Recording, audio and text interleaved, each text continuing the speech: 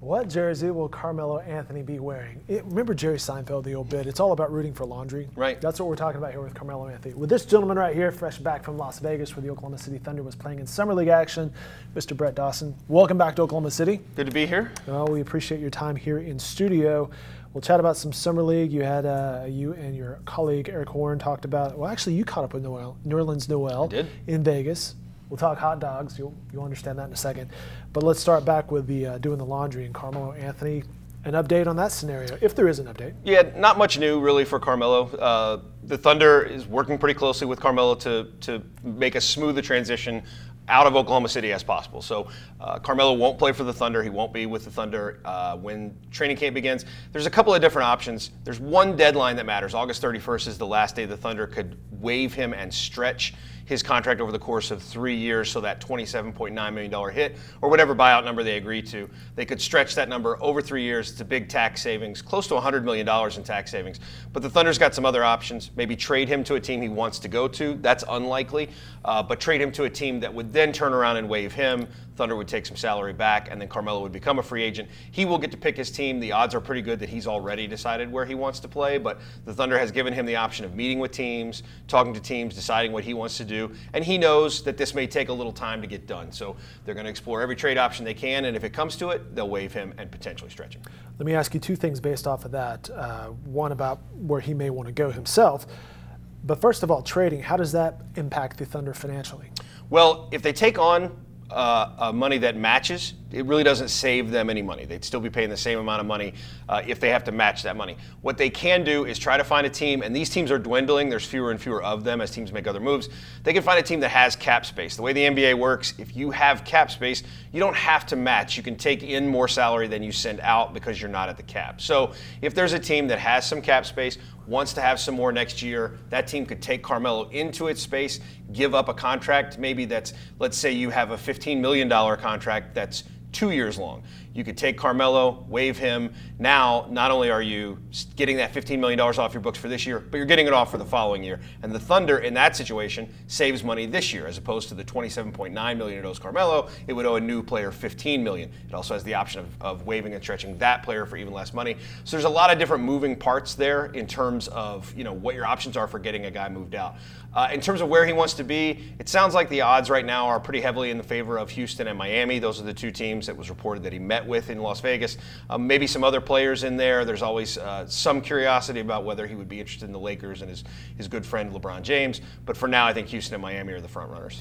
How do you think that would go in Miami? You see Dwayne Wade not being shy about taking a back seat, or he came off the bench some last season. Carmelo's been pretty adamant that's not his role. Yeah, it would be interesting. Maybe being around Wade, who is a good friend of his and has accepted that role, maybe that would change the way he views that role. Maybe he would look at it differently if he were coming off the bench in a group with Wade. Maybe he'd want to go there and start, and maybe that would be a thing that Miami has some interest in. Houston is interested in his shooting. What's curious about Houston is, again, he'd be playing with a really good friend of his in Chris Paul, but they'd want him to play essentially the role he played in Oklahoma City that he wasn't very happy with. Whether or not he'd be starting, Houston would want him as a spot-up three-point shooter, a catch-and-shoot guy who's not going to have the ball in his hands a lot. Houston has two isolation-heavy players, guys who want the ball kind of one-on-one to create in James Harden and Chris Paul. They don't want a third guy doing those things, and that was kind of the problem Carmelo had here in Oklahoma City. He didn't get to do a lot of that stuff with the ball in his hands. People have noted Houston's coach, as a former coach of Carmelo's, they didn't necessarily get along in New York. They did not, and part of the reason was he wanted him to play a certain way. Mike D'Antoni is not a big believer in the post-up. He likes to keep the middle of the lane open for cuts, player movement. Carmelo is a guy who, at that time in particular, really liked to have the ball in his hands, post up, kind of survey the floor, work one-on-one in the post, maybe make some passes out of it. And one of the things he talked about at the end of the season, Carmelo was great during the year, didn't rock the boat at all about his role. But at the end of the season, when he talked about the way the Thunder used him, he said he didn't know if he could thrive in that kind of situation. That would be the situation in Houston. Now, that said, Mike D'Antoni was open to the Rockets trading for Carmelo Anthony last fall when the Thunder ended up doing it, and Carmelo seemed open to the idea of going to Houston. So obviously, that's something that they feel like they can work around. You know, we mentioned taking on any salary. It's not like the Thunder is completely opposed on taking on salary. Right. There is that factor of almost 5 of the luxury tax. What does the roster look like at this point? I believe they still haven't finished the mid-level exception. That's a possibility? Right. That is there. It's about $5.3 million because they are a tax-paying team. So there's 2 mid-levels, but the taxpayer mid-level is about $5.3 million. A lot of players on the market. They don't have to use that. They might not because, again, because of the tax, that would be a multiplier. They'd be paying a lot more than $5.3 million for whatever player they signed. That said, you know, Carmelo is sort of the big piece they can use to get some tax relief, but it's not the only one. So if you bring in a player in a trade, for example, who makes a different player expendable, then you have the option of maybe trading that player into space. And even those smaller contracts like Patrick Patterson's, Kyle Singler's, Alex Abrinas's, if you were going to make a trade that moved one of those guys out and didn't bring salary back, that's going to be a significant savings because of that tax multiplier. I mentioned you were just back. You're back from Vegas Summer League. How was Vegas? Hot. Are you a Vegas fan? I'm not. Are you a guy who likes to go to Vegas? I don't gamble, so yeah, Vegas is kind of lost on me. Vegas is kind of what you make of it, though. It could be gambling, it could be food, entertainment. Yeah. Well, what I did was watch the Summer League a lot. They're very long days. There's games all day.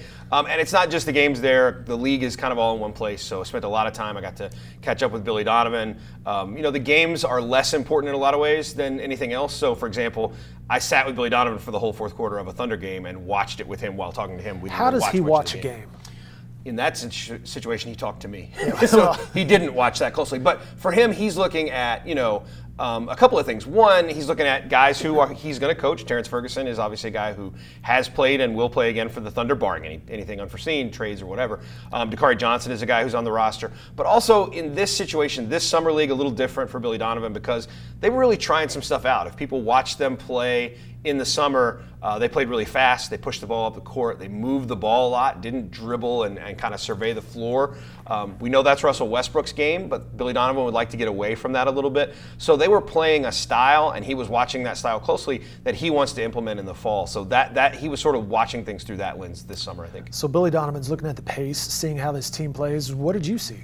Well, they played great. Now they have a couple things. They weren't super talented. They played probably, you know, they lost in the first round of the Summer League tournament and then won their consolation game on a buzzer beater, I believe.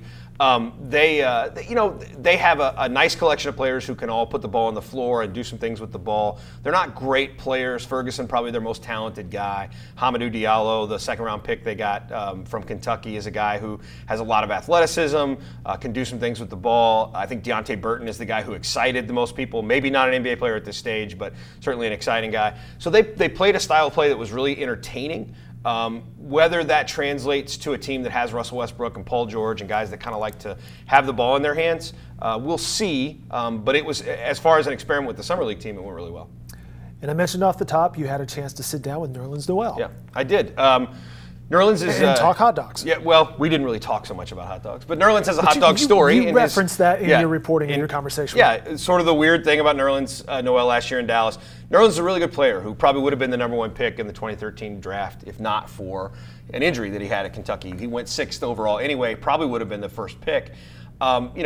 But he's been overshadowed by kind of off-court stuff. He had a suspension for violating the league's anti-drug policy. He had a moment where he wasn't playing in a game in Dallas last year, and at halftime he got up, went to the media room, and got a hot dog, which is a little bit weird. He said that he needed some energy for the second half, despite the fact that he had not played in the first half.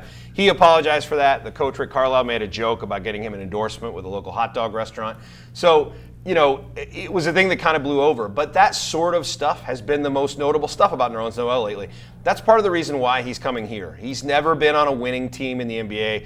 He was in Philadelphia in the early stages of the process that they're all trusting that has paid off now, but wasn't paying off then. They were really bad. They were trying to be bad.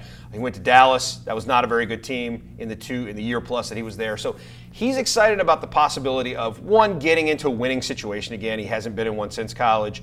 And two, maybe kind of doing a little bit of rehab on his image. That's why he's here. That's why he took the minimum to play in Oklahoma City when he could have had a little bit more money somewhere else. This is a place when you think about, there are different kinds of issues, but you think about Dion Waiters, who came in here with a reputation as kind of a me-first guy. You look at Enes Kanter, who came in with a reputation as a bad locker room guy. Those guys left with very different reputations. I think Nerlens used this as maybe a place where he can salvage some piece of his career that has really kind of gone off the rails. He's only 24. He's got a lot of time to fix things, and I think he views this as a good place to do that. There you go, 10 minutes-ish of great Thunder analysis from the gentleman himself, Mr. Brett Dawson. Be sure to subscribe to the Thunder Buddies podcast. Brett and Eric Horn knock that out all the time. We make you do all the work. Well, you guys do the hard part. We just talk. We do nothing. You guys are providing the genius behind that. Be sure to subscribe to that wherever you find your podcasts.